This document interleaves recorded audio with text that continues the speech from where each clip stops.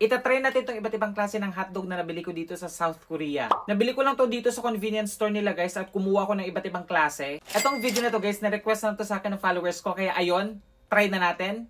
Let's go! Unahin natin itong jumbo hotdog nila guys. Ang tawag nila dito is special for you. Taste test, the moment of truth.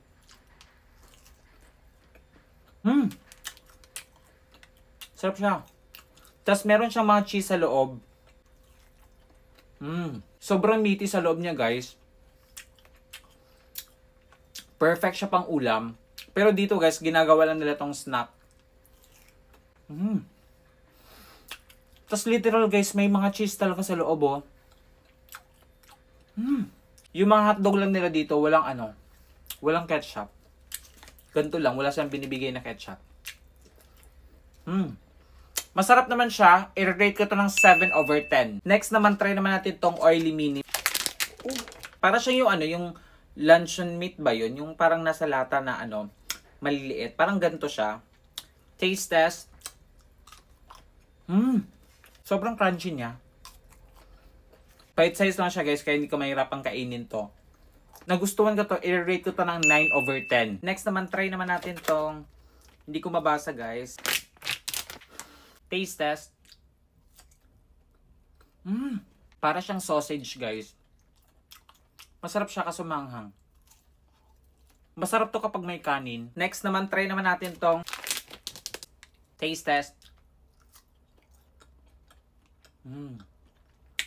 Para siyang sausage guys. Hindi siya masyadong maanghang guys. Gusto ko to guys, i-rate ko to ng 10/10. Try naman natin to. Sobrang sikat nito dito guys. Paano ba ito buksan? Ayun. Try na natin. Para siyang cheese. Masarap siya guys, kaso nakakaumay. I-rate ko to ng 8/10. Next naman, try naman natin tong 1953. Taste test.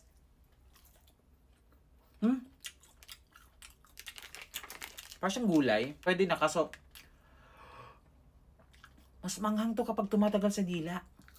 I-rate ko to ng 6/10. Hindi ko na talaga kaya yung anghang guys, kaya try muna natin tong sikat na drink dito sa Korea guys. So para siyang iced coffee pero ikaw magtitimpla. Tapos shake mo lang siya. Buksan mo. Yung mga tao dito sobrang hilig ng iced coffee, kaya sobrang lamig na iced coffee pa din. Next naman, try naman natin itong big na hotdog. Ayan, big ang nakalagay. So, gawa siya sa sibuyas.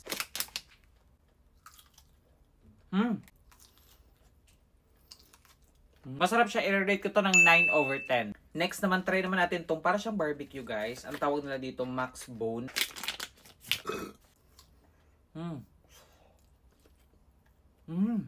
Perfect talaga kapag may kasamang rice. Alam niyo yun? May sipa siya ng anghang guys, pero kaya naman.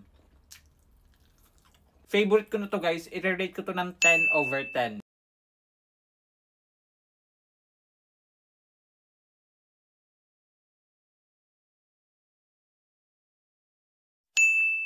Last but not the least guys, try naman natin tong hotdog na puti. Ito. First time ko makakatikim ng hotdog na puti guys.